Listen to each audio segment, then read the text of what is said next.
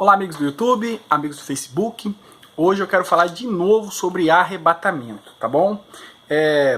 Entrou um rapaz chamado Jean no vídeo meu que fala sobre arrebatamento. Se você quiser ver esse vídeo, é esse aqui, ó.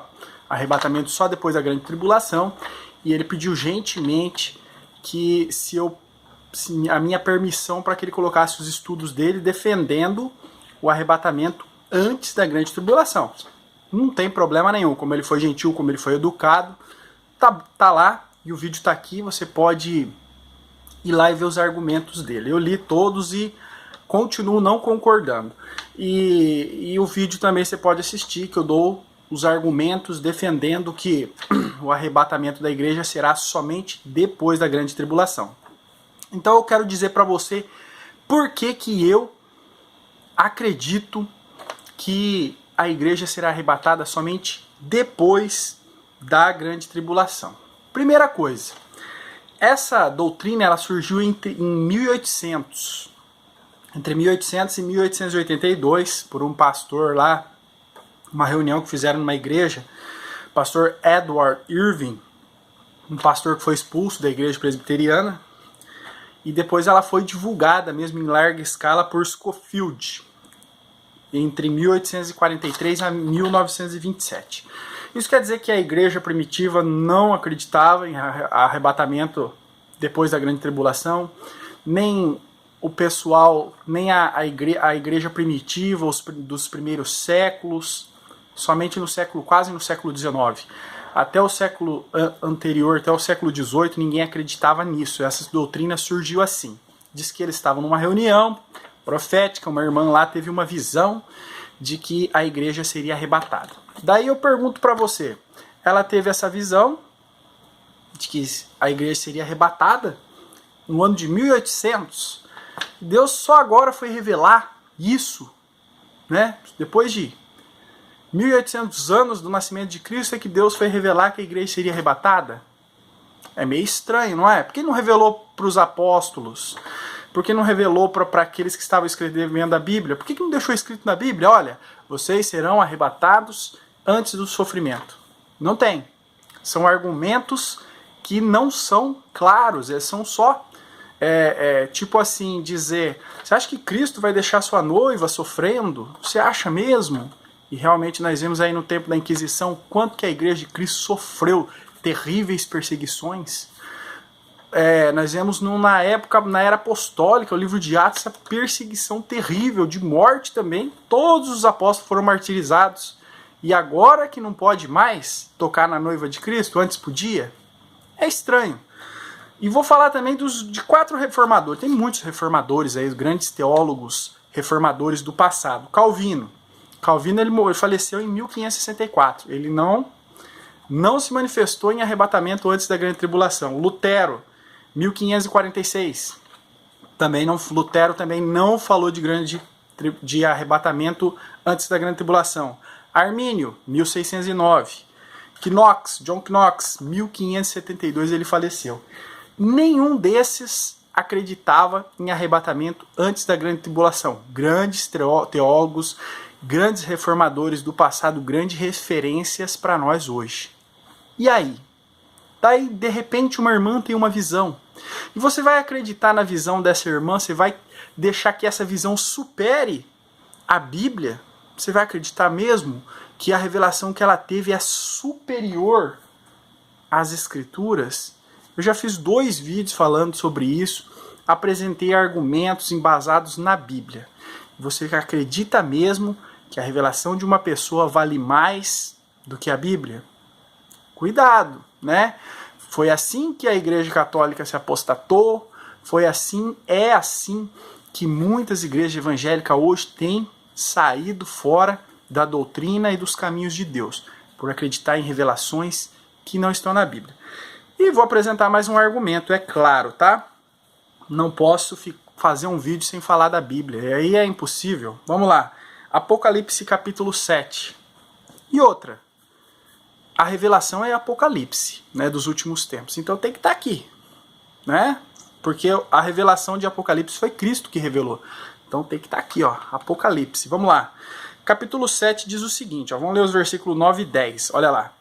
Depois destas coisas olhei, e eis que uma multidão, a qual ninguém podia contar, de todas as nações e tribos e povos e línguas que estavam diante do trono, e perante o Cordeiro, trajando vestes brancas e com palmas nas suas mãos, e clamavam com grande voz, dizendo: salvação ao nosso Deus, que está no trono, e ao Cordeiro. Então João, ele vê uma grande multidão. Não era só de judeus. Você pode olhar aqui, ó, de todos os povos, línguas e nações. Uma grande multidão que ninguém podia contar. Era muita gente mesmo, tá? De todas as nacionalidades. Muito bem. Daí um dos anciãos faz uma pergunta para João aqui no versículo 13, ó. E um dos anciãos me falou dizendo: estes que estão vestidos de vestes brancas, quem são e de onde vieram? Quem são esses aí que você está vendo, essa grande multidão que ninguém pode contar, de todas as nações? Quem são? Vamos ver. E eu lhe disse: Senhor, tu sabes. E ele disse-me: estes são os que vieram da grande tribulação, e lavaram suas vestes e as branquearam no sangue do Cordeiro. Uma grande multidão, incontável, que vieram da onde? Da grande tribulação. E aí? Você vai falar para mim que a igreja fiel foi arrebatada e a igreja apóstata ficou e se converteu depois? Você acredita que tanta gente assim se converteu durante a tribulação? Eu acredito que não teve tanta conversão assim.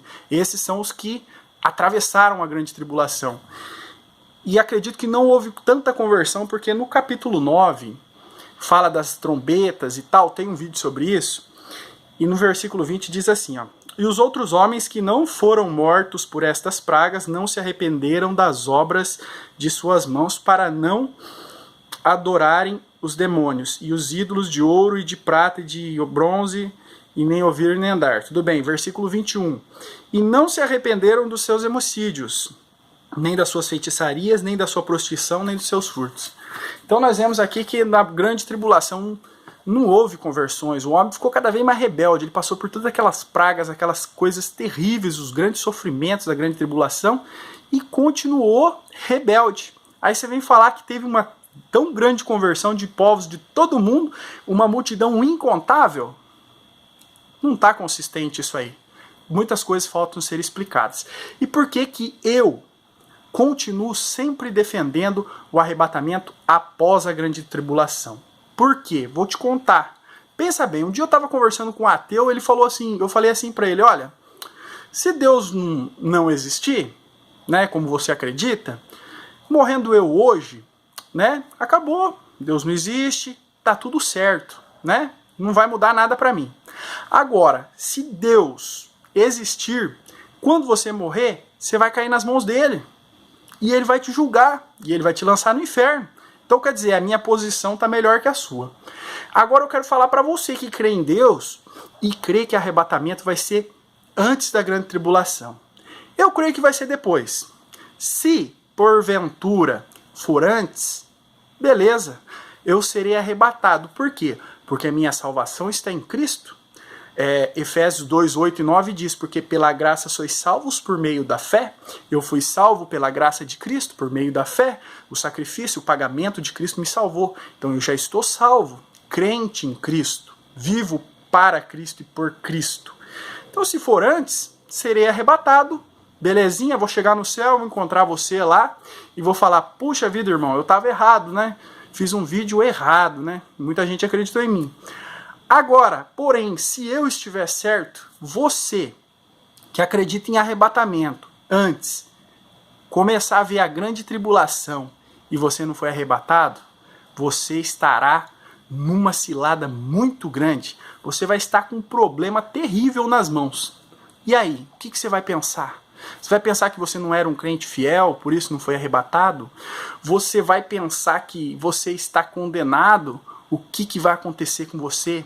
Você não vai estar preparado espiritualmente para isso. Você não vai estar preparado mentalmente para isso aí.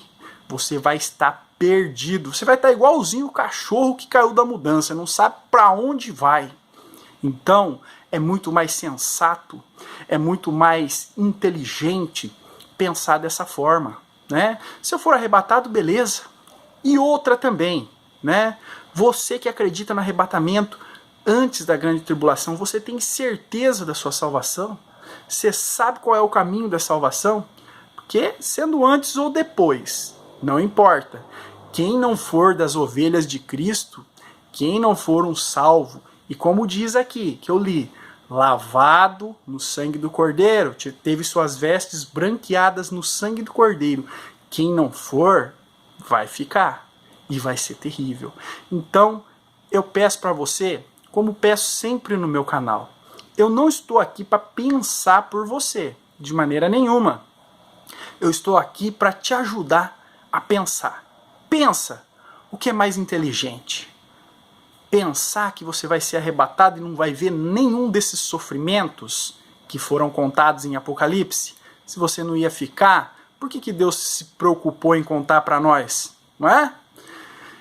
E se você fica? E se você começa a ver a lua não dá mais o seu brilho, o sol sumir, estrelas caindo, catástrofes terríveis, grandes terremotos, sofrimento, fome, seca e tudo isso, e você vai perder tanto tempo pensando, porque eu estou aqui? Tanto tempo você vai perder, e nós que acreditamos no arrebatamento somente depois da grande tribulação, já estaremos preparados e só esperando 7 anos se passarem para a volta gloriosa de nosso Senhor Jesus Cristo. E aí sim, subir nos ares, nos encontrar com Ele, e Ele estabelecerá o seu reino eternamente na terra, e nós reinaremos com Ele. Pense nisso. Pense no que nós lemos na Bíblia. Pense no porquê grandes reformadores do passado, grandes teólogos estudiosos da Bíblia que são admirados até hoje, nunca conheceram essa doutrina. Obrigado e peço a você que me ajude. Por favor, compartilhe esse vídeo. Até mais.